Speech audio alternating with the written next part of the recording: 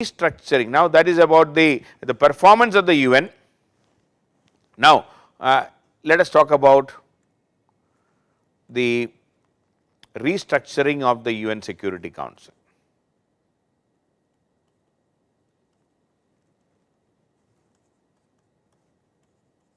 See, whenever we talk about reforms in the UN,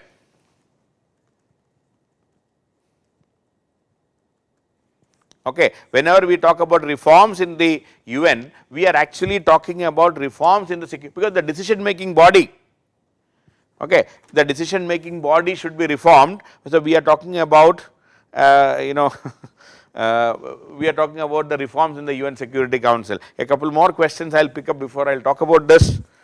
I know some people are asking, sir, when will the class end?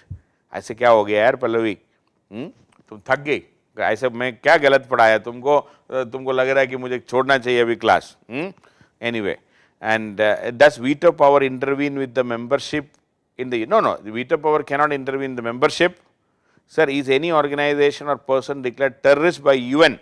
In that case, veto. See, now even to declare a person to be terrorist, China can use that veto power. That is why when there is an issue of declaring what is that, I forgot his name. India wanted to declare a particular fellow as a terrorist, and China was not objecting to that. It is possible. Okay, so Saurav is saying I am not typing any question. Very good, yaar. Akal aa gaya tumko. Okay, so can the failure be credited to overpowering veto? No, I don't think so. It is not. Then why they didn't interest in the pandemic? See, the interest in the pandemic is US wants to underplay that the pandemic is because of the Trump's own agenda. China want to underplay because they don't want to say that it is because of their failure that the pandemic has happened and this and that. So there are many issues. Okay, so Manav is asking, sir, isn't Arab-Israel war of 1967? Yes, but Arab-Israel war, still at least the UN, the UN member did not do anything, or other in that case also we can, yes, we can definitely say it's a failure of the UN. Okay, and Sahil is saying maza aa raha hai, thank you yaar. Okay, Masood Azhar, yeah, the same thing, and declaring Masood Azhar as a terrorist, China interfered because they could use the veto power there, not Hafiz Saeed. Okay, Masood Azhar. Okay, then Jaish-e-Mohammed chief, yes, that same thing, Masood Azhar. Anyway, so that is how these issues were there. Then when it comes to the, now let me talk about the restructuring also. I know I think I should talk about at least this topic also. Then I will be winding up the class for this particular day, and I will continue in the next class also, because I have some more things to be discussed, India's role and all. So the UN, whenever we talk about UN reforms, the main discussion, that is the point I am making. So this particular discussion is about restructuring of the UN Security Council, and please remember, the main discussion of restructuring of UN means UN Security Council reforms only. And please remember, in the beginning, in 1945, when UN was created, okay, and the UN Security Council was there at that time also, there were the total members were 51, and the permanent members in UN Security Council were 5, non-permanent in Security Council was again 6. Okay, now let me just organize it a bit more.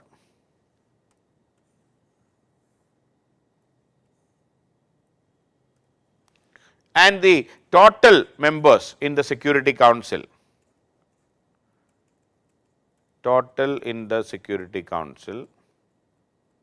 was 11. Okay, so if you look that way, in 1945, 11 out of 51 members were decision making members.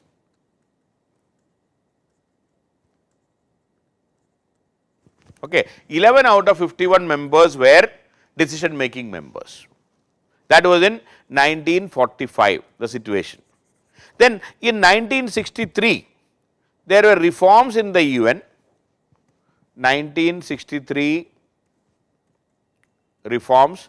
By the time the total membership increased to 113, permanent members continued to be 5, non-permanent members in the Security Council were raised to 10, the total members became 15.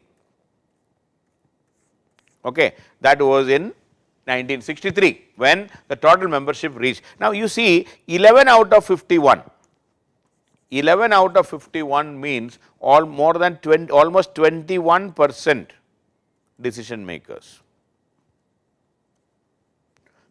Now, in 1963, 15 out of 113 became decision makers.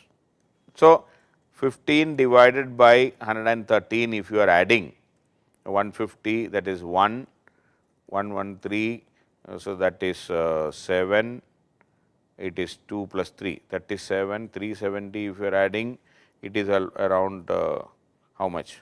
13 into 2. Say 12 to 13%, let me put it this way, in around 13% were decision makers in 1963. 21% was in 1945. By 1963, 13% are decision makers right now. Permanent members no change. Non-permanent members are increased to 10. So it became 5 plus 10, 15 members in the Security Council. Now in 2020, you think of 2020, 193 members are there in the Security, in the General Assembly. 5 permanent members, 10 non-permanent members, only 15. So 15 out of 193. So that the decision makers number has gone down to maybe around 8% now, maybe less than 8%. So only less than 8% of the total countries in the world are part of the decision making body. So the first thing is we need to expand the Security Council. The first issue is we need to expand the Security Council, because only less than 8% of the members are, the countries are members of the decision making body. Earlier it was 21, definitely we need more. That is number one. Number two, the permanent members reflect and represent the allied powers. The Axis powers were equally powerful at that time. They narrowly lost. See, World War, Second World War started in 1939, it was ended only in 1945. That means till then there was a Takkarka fight. It was a fight of equals, we can say. Germany and Japan, they may be bad, their policies were bad, they might have been following fascism, Nazism, etc. But ultimately they were very, very powerful. So this Axis power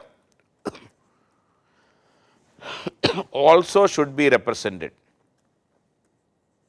because if you are looking at the 1945 scenario, if you are talking about an impartial organization, this Axis power also should have been recognized. So at least Japan, Germany, Italy, such countries who were very powerful at that time, they also should be considered if you want to make an equitable and equal society, number two. Number three, in the permanent seat in the UN Security Council, it represents USA, America, it represents Europe. 3 members from the Europe, Russia, UK, France, and 1 from China or Asia, but this China never represents Asia. So meaning vast majority Asia not represented, Africa not represented, Latin America not represented, and even vast majority Asia not represented in the permanent seat. Even the non-permanent seat, see, India has become a member of the non-permanent seat many times, because in the non-permanent big countries become, non-permanent India become, or other big countries like India, Japan, the powerful countries become non-permanent. I think India has become non-permanent 7 times. Japan also 8 or 9 times. I will just check India how many times.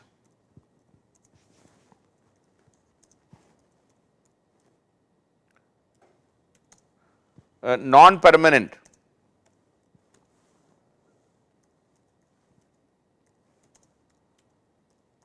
Non-permanent member in the how many times India became non-permanent member. India was elected several times, and in fact, let me see. One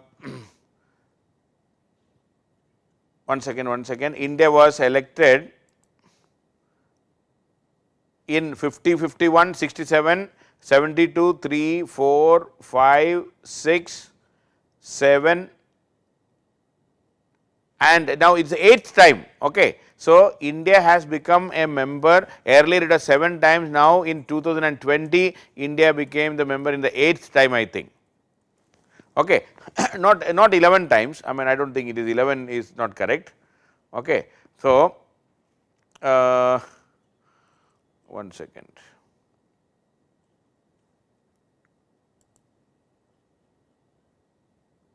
Eighth time, yes. India has become the member in the 8th time, and I think Japan has become 11 times. Japan has become 11 times. So, that means what happens is, even among the non-permanent members, not every country is becoming a member of the UN Security Council. Powerful countries, big countries, influential countries, they are able to become non-permanent more frequently. See, now more than 2/3 of the members of the world, 2/3 of the 193 countries, they have either not become a Security Council member, or they have become only once as a Security Council member in the last 75 years. Okay. Japan became 11 times, India has become 8 times, at least 2/3 of the members of the world has never become a Security Council member, or they might have become only once as a Security Council member.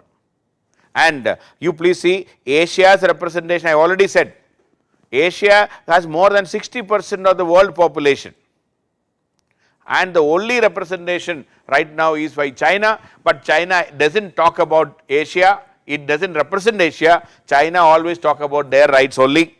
So, there is a need for representing more representation for Asia, more representation for Africa, and also we should be now the the present day permanent members represent the allied powers, the Axis powers were completely ignored, the developing country, even the developing countries like India, what you call Brazil, South Africa, see their views had to be heard, because that is where the population is there, they are the emerging markets, and there should be representation for some of the most powerful and the biggest of the democracies of the world. Democracy should be represented, or democratic countries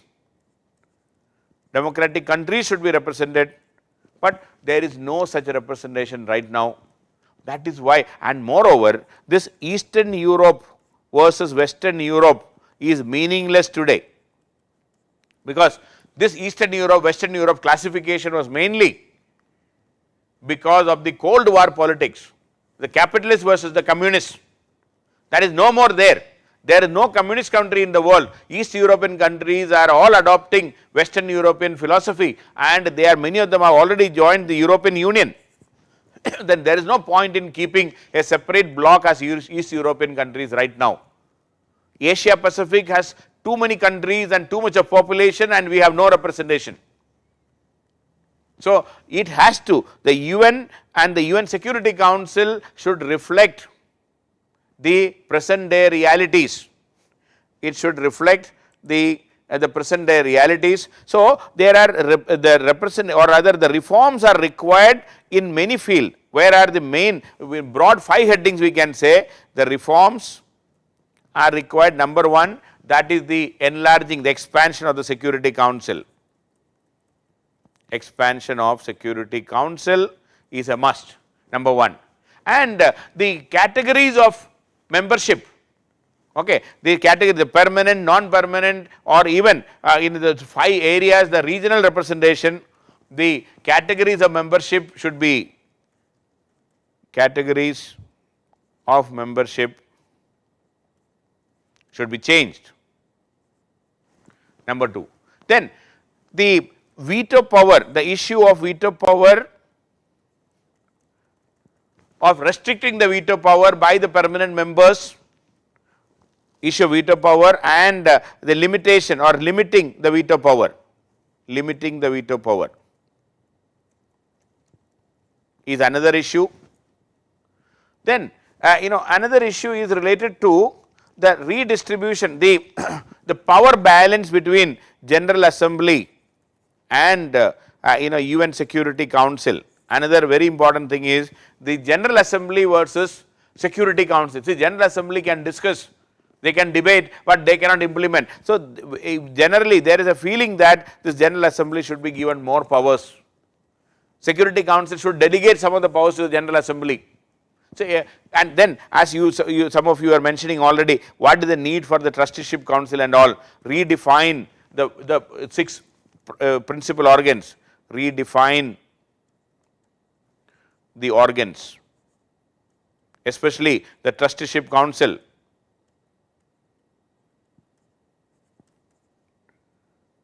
Type organs should be redefined or rather reworked. There is no point in having this. So all round decision making, what to do with the veto power, the expansion of the Security Council, the representation of the developing countries, all these are important aspects of the reforms which are required in the UN as a system. And also the funding, another big issue is related to the funding. See, the UN budget, somebody asked this question also, UN budget or UN funding is based on contribution. It should not be contribution, it should be based on some mandatory provisions for the UN funding, the UN budget. This is voluntary funding. So, and if the voluntary funding is stopped and if they are not funding it properly, then it is a big problem. So, we need to look into the aspects of the UN budget and the funding, how to ensure that it is mandatorily available for the UN. So, all these aspects have to be taken up in a comprehensive reforms in the United Nations system.